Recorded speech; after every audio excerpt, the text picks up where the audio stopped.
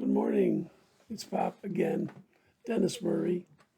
And today is Popcast 78, and it's called Nature's Wisdom, Part 28.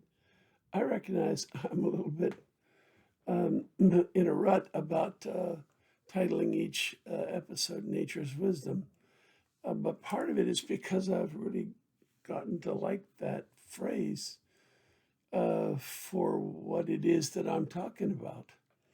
And so, that I'm not quite sure how to retitle things so that Nature's Wisdom is sort of the overall title and more information than the part number is given after that.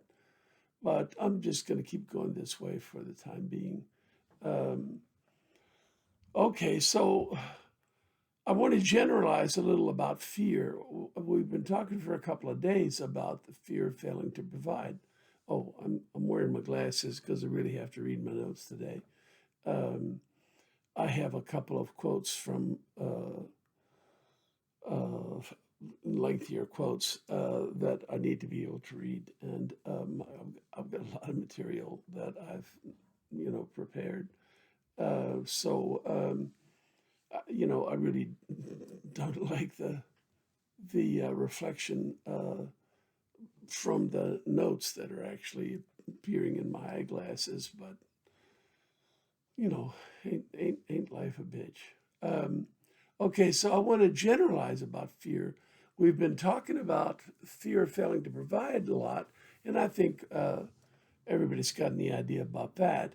The context is before we can look at practicalities about how we might actually proceed to apply, some ideas about lessening the Great Divide, we need to have a better understanding of ourselves as we are at this moment, what our key mechanisms are, so that we might have a better insight to choose strategies and tactics. I never can remember which is which.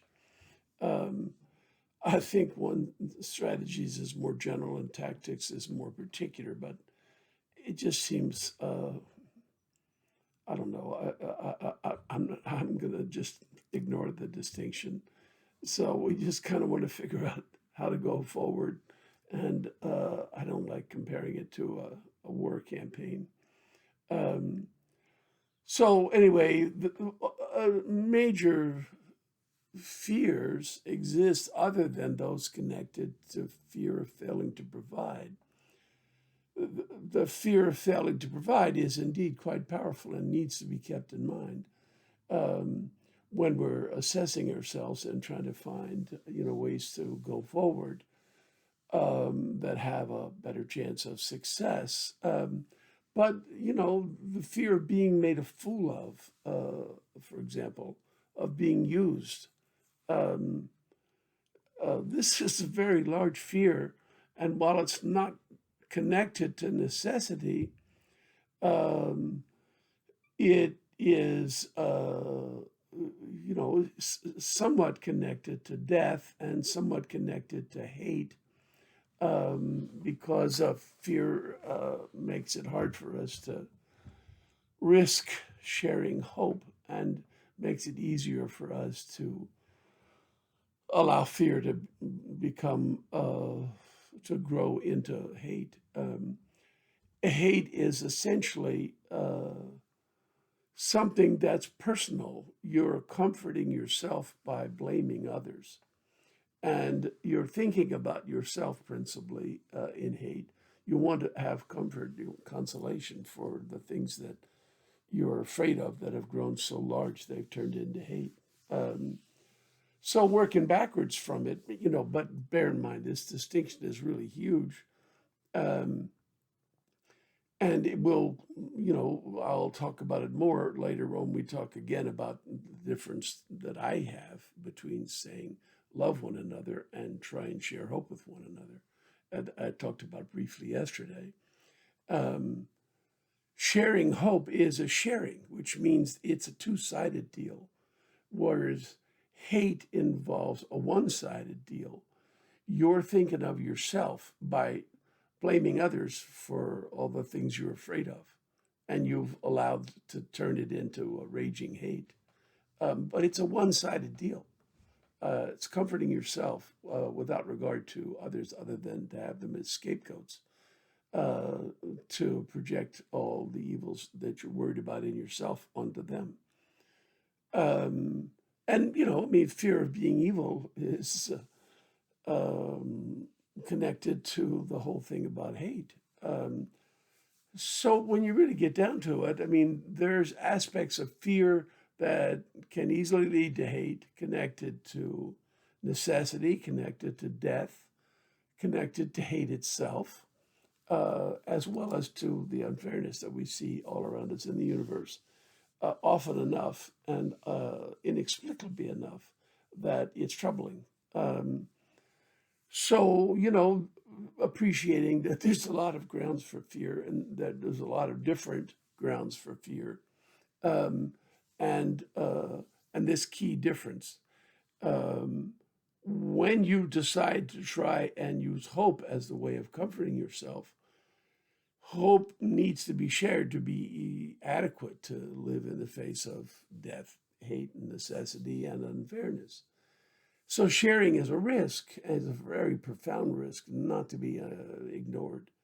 It's a very profound risk, and it has a lot to do with the situation we're in now and the effectiveness of our, possible ways of trying to go forward with recreating the middle, which is to say, more sharing of hope. That's the essence of recreating the middle. Um, and so what we need to see this big, big, big difference. Uh, Hope, it needs to be shared to be adequate to give us comfort. And sharing is a risk.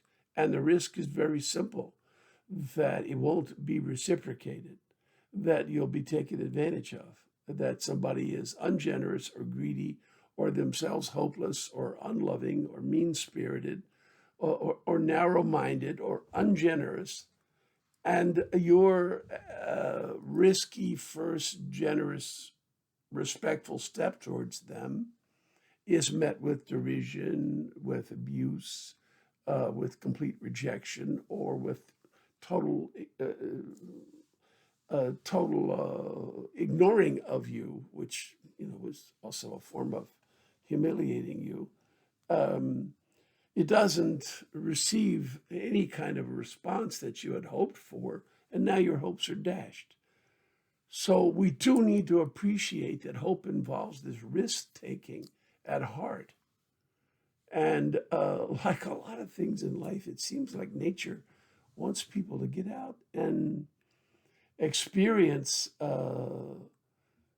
opposition and difficulty in order to discover their capacities, in order to become more fully alive to themselves and more fully appreciative and informed about themselves.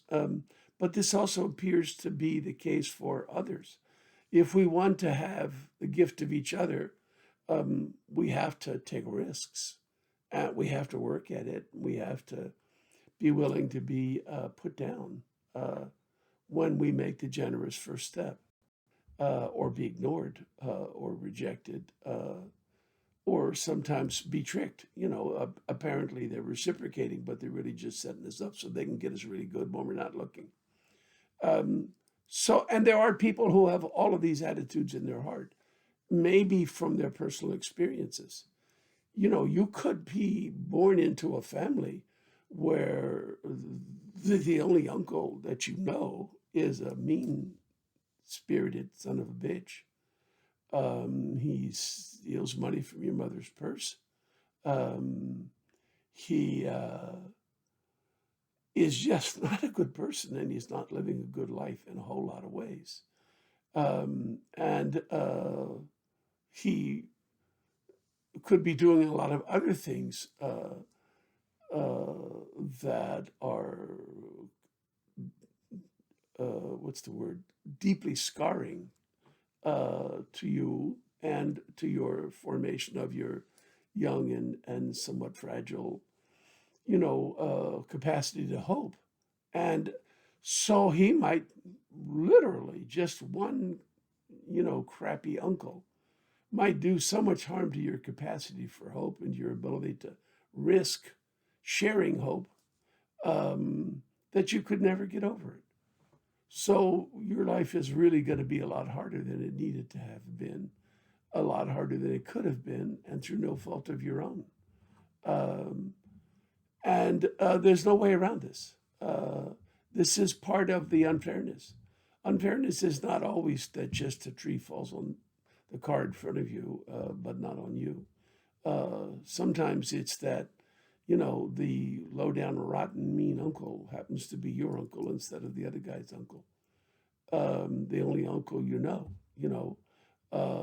has tried to diddle your brother or your sister, um, and has done a lot of other horrible things that have scarred you forever. I don't know where you're going to get the energy to try and risk hope, because it's a risk. And risk taking didn't seem to be highly rewarded in your early family life. But it does appear that hope does spring eternal, in all of us. And while it always takes a risk, there are those who might, if you're lucky, extend you, a hopeful first step, and you might see that for what it is and be fortunate enough to have the energy to take the risk to respond, and now you're sharing hope, and you slowly begin to heal.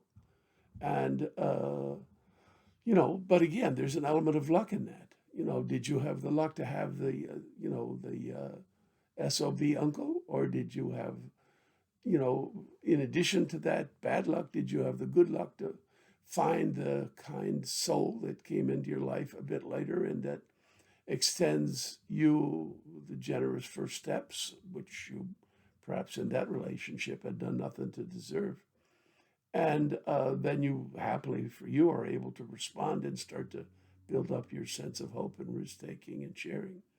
Uh, this, that's why those of us who have had a fairly easy life, who have born to loving parents and have awoken unto themselves with hope intact, um, and who therefore have the energy to go out and make their way in the world, and somehow find the courage to, deal with all the difficult things that happen in your marriage, in your life.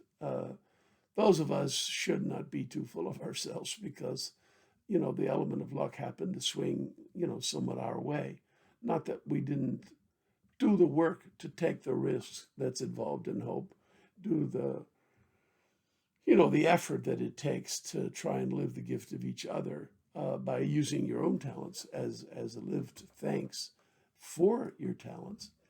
Not that, we didn't do anything to contribute to the quiet joy we feel as we age and near death. But that, never forget, if you've been on the easy side of luck or the bad side of luck, there's always some good and bad luck in every life. And even those that just seem so overburdened, there are still friends and neighbors who are trying to make that generous first step towards you. And when you're lucky enough for that to happen in your life, you've got to find the energy and the courage to take the risk, to reach out, to make a reciprocal step, or make the first step.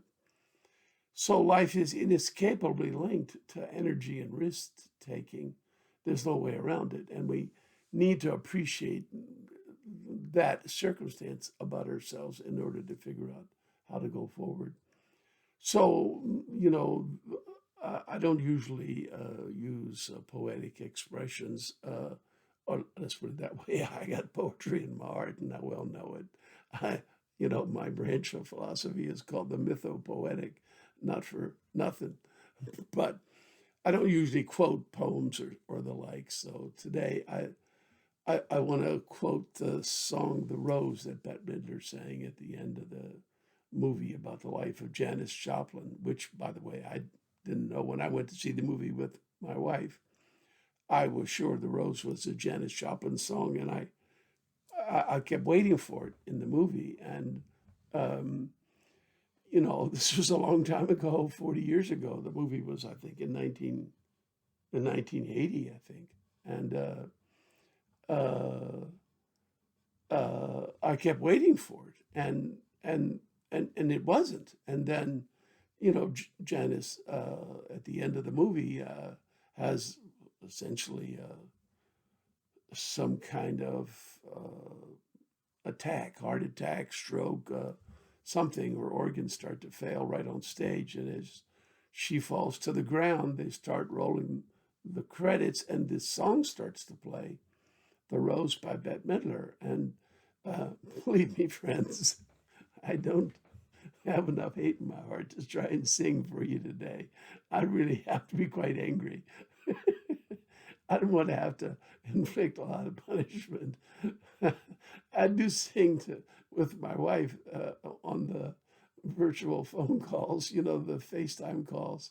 Um, but it's only because it's she and me.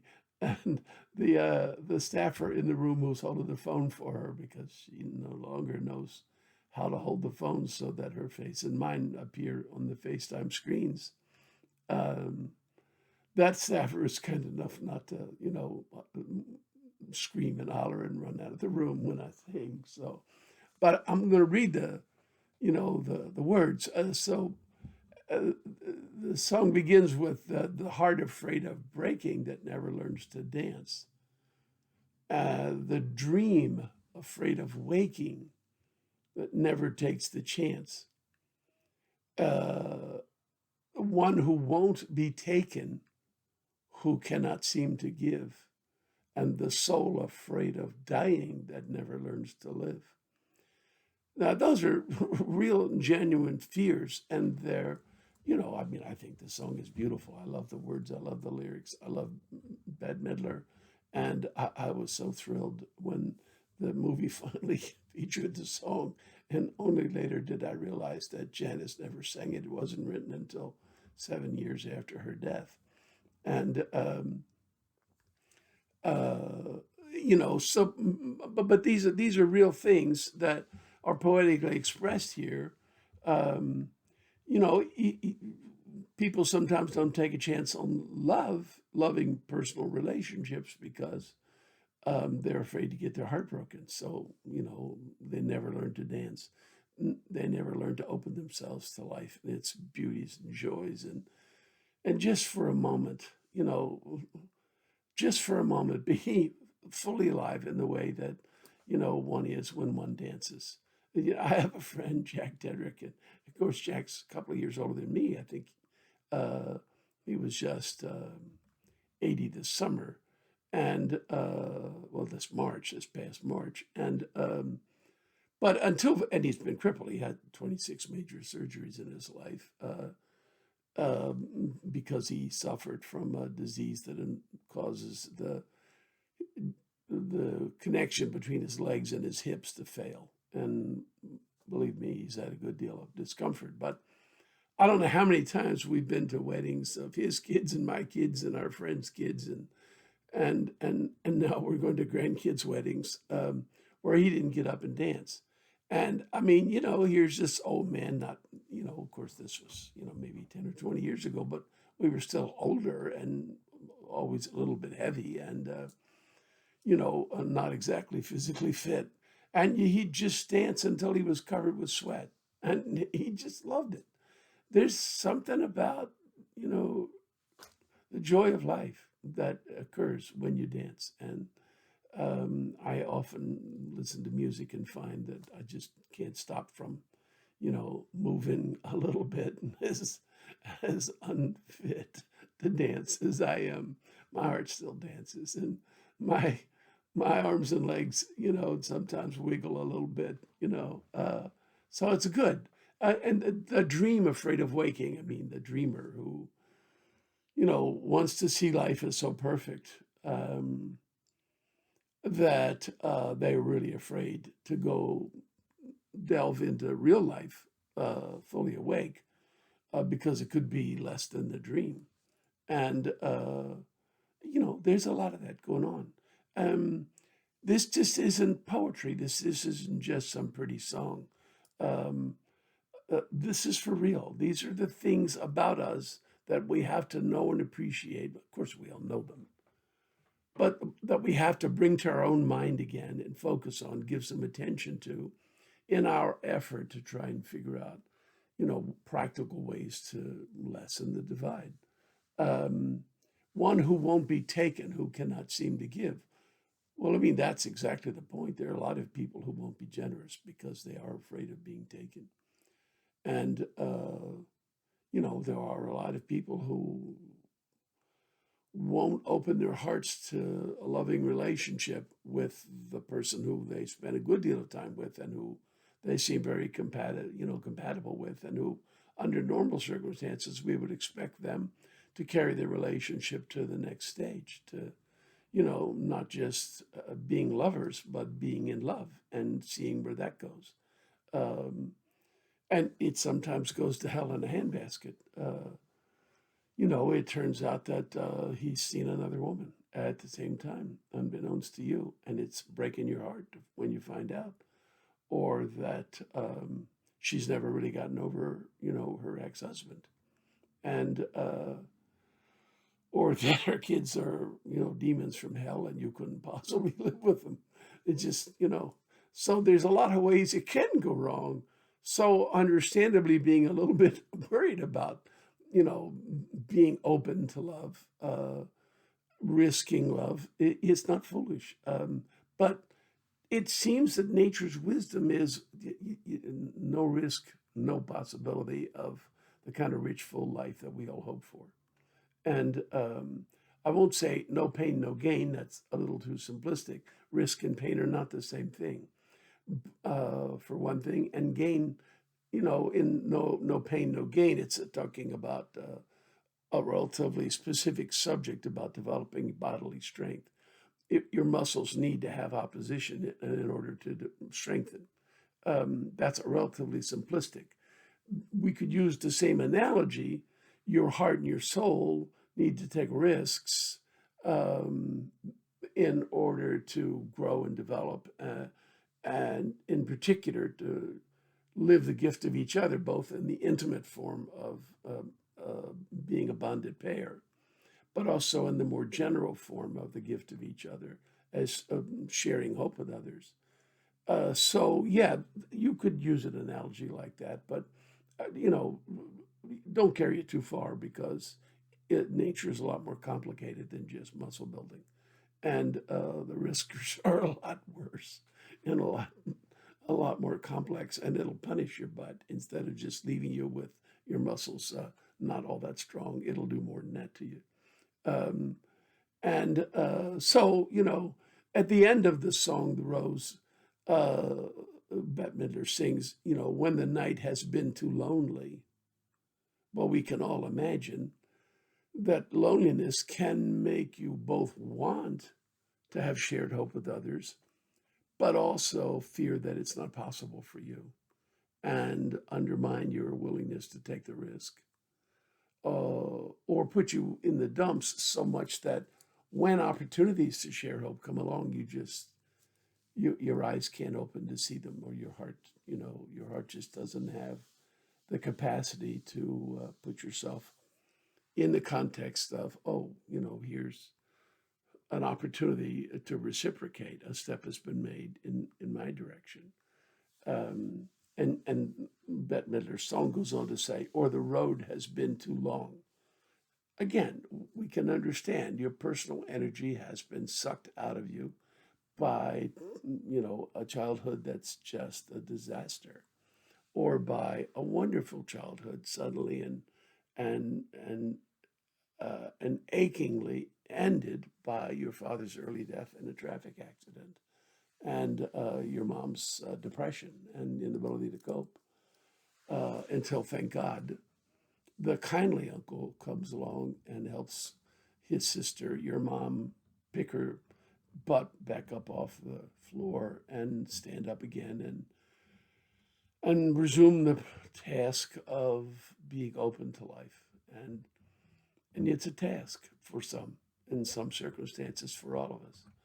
Um, and the song finishes with when it seems that love is only for the lucky or the strong. I mean, it can seem that way sometimes.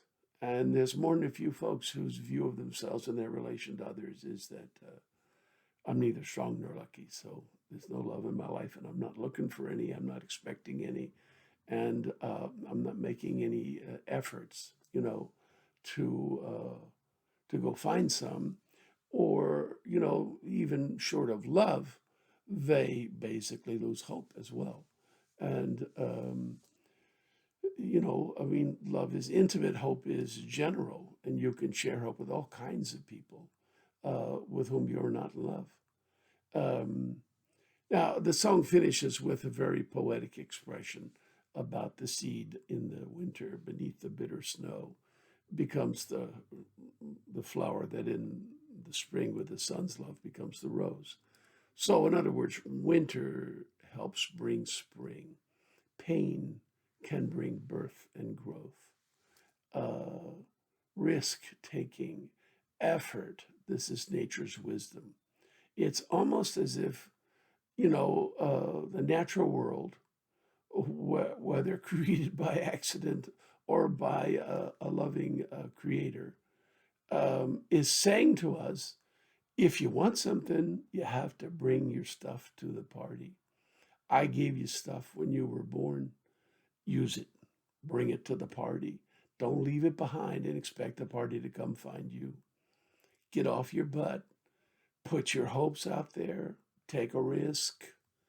And the reward is spring, new growth, uh, vibrancy, shared hope, and an old man nearing the end of his years with a kind of a pretty good feeling about having lived life that way. So it's yours to take. So again, once more, we failed to get to the shadow side. I swear to you, there is a shadow side, and it's in my notes. and um, but I decided, some while back that I'm going to play these things out the way they play out. I prepare my notes with care. I usually have 3, 4 days stuff in my notes, and I never get through it. But it helps me do today better because I have some idea where I'm trying to go tomorrow and the next day, and it's comforting. If when I start to talk, I don't feel the words coming, then I can just move on to the next subject. So it works for me. I hope it works for you. See you tomorrow. Take care. Bye bye.